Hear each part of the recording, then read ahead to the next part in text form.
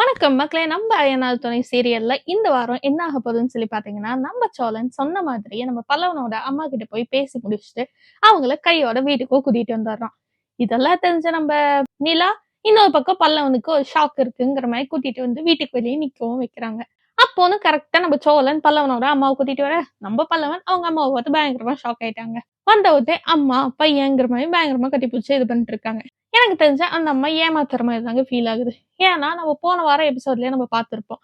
அந்த அம்மா கடன்காரனுக்கு பயந்துட்டு எங்க போய் ஒளியறதுன்னு தெரியாம இருந்துச்சு. எனக்கு தெரிஞ்சு அதனால தான் அந்த அம்மா இங்க வந்தே இருக்கும்னு நெனைக்கிறேன்.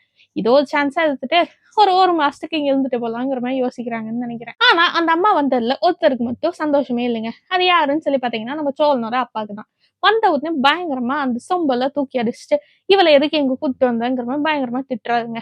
உடனே நம்ம நிலா, "இவங்க வந்ததுல நீங்க சந்தோஷப்படுவீங்கன்னு சொல்லி நெனச்சேன். நீங்க ஏன் இப்படிலாம் பேசுறீங்கன்னு" சொல்லி கேட்க, அவங்க அப்பா, "உனக்கு இன்னும் இவள பத்தி முழுசா தெரியாது. இவள கூட்டிட்டு வந்து வீட்ல வச்சீங்கன்னா, இனி என்னென்ன பிரச்சனை வரும்னு உங்களுக்குலாம் தெரியாது. இதுக்கு மேல நான் சொல்றதுக்கு எதுவும் இல்ல. நீங்க பாத்து திருந்துங்கங்கிற" மாரி திட்டிட்டு அவர் பாட்டுக்கு கிளம்பிட்டாருங்க.